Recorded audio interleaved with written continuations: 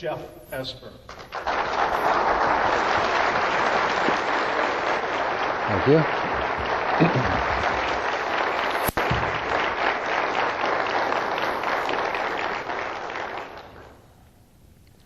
I had a tear in my eye as I watched the video. It was my daughter's first steps. She clung so tightly to the sofa. My wife had to peel her hands away, and she's a strong little bugger. Now removed from her crutch, she stood crying with a decision. Drop to her bottom, where it's comfortable, or take that first step. So as I watched her walk across the room, those tears began to pour. And partly because of joy, of watching her have this experience, but the other part was sadness, because I would never be able to hold that little angel in my arms again. You see, she will be 3 in just a few months. That 1-year-old version of herself is gone forever. And then she'll be 5, and then she'll be 10, 20, 30, 40. And in her wake, she will leave versions of herself that will be gone. And then it hit me. I'm 40. This means I'll never be 30 again. Or 20, or 10. But it's not just time that makes us into new versions of ourselves, is it? No, it's with experiences, adventures, and overcoming barriers in our lives. Doesn't that make us into new versions of ourselves? See, I had an interesting experience like this when I was 10. My family,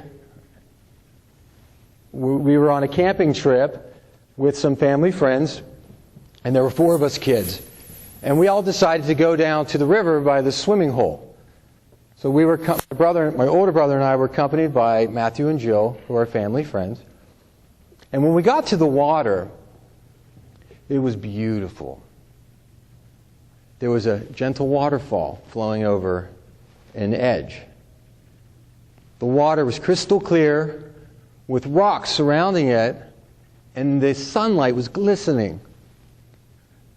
And the entire scene was surrounded by bright green foliage. I thought this was beautiful. Matthew and Jill immediately dove into the water and started swimming around. They were raised with lessons, swimming lessons, diving lessons, water polo. For my brother and I, our experience with swimming consisted of a 4-foot above ground pool in my neighbor's yard. So this was very uncharted territory for me. But eventually I got in as well. And it was spectacular. But then I noticed something concerning. Matthew began to scale the rocks, climbing to the top of the edge. I thought to myself, he's going to get hurt. This is dangerous. And that if he were to climb back down, it's going to be really difficult. But Matthew had no intentions of climbing back down. Once he was on top, he walked to the edge of the rocks. He stood perched firmly, and he soared over the edge in perfect control of his body and splash into the water with the echoes of a yahoo! As the shock was setting through my body, what he had just done, I noticed Jill was scaling the rocks. She was only 8 years old. No, Jill, no. She walked to the edge. Woohoo! Splash! Even my brother did it. He climbed there to the rock and he was like, whoa! Splash! Now, this time there were more people in the swimming hole by this river. And everybody climbed the rocks and jumped and splashed into the water. And it didn't take long before they all realized I was the only one who hadn't jumped. This is the part where the peer pressure sets in. Come on, you have to climb the rock. Jump, it's fun. You enjoy it. Do it. Don't be afraid. And the nagging went on and on and on. So finally, the pressure got to me. I began to climb the rocks. Now, mind you, I had no intention of jumping. I was hoping a park ranger would come by and said, "What are you doing? Get off of that rock!" But no ranger came to my rescue. And when I stood on the top and walked to the edge, what looked like maybe 10 feet from down below now looked like 50 feet. I couldn't even see where I would land if I would jump. And then the heckling tuned in again. "Come on, you gotta do it, you gotta jump." And I hear these voices. Now, let me ask you a question. In your life, have you ever stood on an edge like this? All alone? With a choice? Do I venture into the unknown, or do I stay here? Do I take a risk, or do I play it safe? Do I jump, or do I climb back down the rocks? As I stood there listening to the heckling, I can't remember what they were saying, but their voices came together in one congruent pattern. They began to chant, "Jump, jump." Sing it with me. Jump, jump, jump, jump, jump. I'm going to jump, I'm going to jump, I'm going to jump. And with each passing moment, the urge to jump faded. And I stepped away from the edge. And I announced, "No, I'm not jumping. Not today." And as I turned to walk away, proud of my decision, standing behind me was my brother. We shared a look, eye to eye, face to face, and before I had a chance to plead my case, boom! Now, you know how they say that your life flashes before your eyes, just before death? I don't think that counts when you're 10, because there must not be enough life to flash. Before I know it, splash! And the whole ordeal was over, just like that. Now, as legend has it, you could hear my screams for miles. In fact, the park ranger did come. He emerged out of the woods. He said, "I heard a young girl screaming." He ran over to Jill. He said, "Are you okay?" And giggling, she went,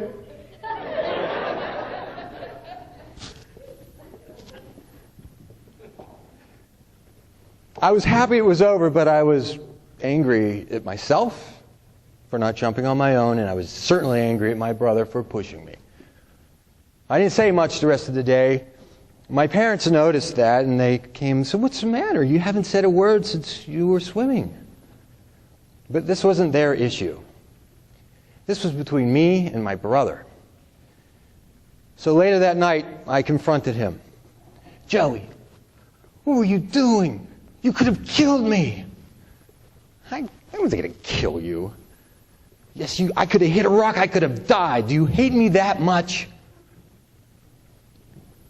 And he paused for a second, and then he grabbed me around my neck, and he said, "I didn't push you because I hate you. I pushed you because I love you, brother. I love you." Got away from him because this didn't make any sense to me. There's lots of ways to express love. Pushing someone off a ledge is not one of them. It's not even on the list. And so, at the time, I didn't understand what he was talking about, but in time, I did. I learned that what he did was actually a lost art of leadership. It's the kind of leadership you don't see too much anymore. You see, you can only pull people so far, right? And there comes a time, if you're a real leader, if you really care, if you love them, you will climb the rock and stand there next to them to make sure they go through with it. And push. if you have to. It's a push leader. I look back in my life, and perhaps you can look back in yours, and identify leaders like this in your life. The ones that you really love, that you're so grateful for. Think about it. Did they push you? Did they push you through your barriers? Did they pull your fingers from the couch? Did they push you off a 50-foot cliff? I hope not. So, ladies and gentlemen, as leaders, we have a decision. And the decision is this. What kind of a leader do you want to be? Will you climb those rocks and love the people that you lead? Because if you do, they will become a new version of themselves. And that is what's important. So as you stand on the edge, remember the chant. Jump, jump, jump, jump. Mr. Contest Chair.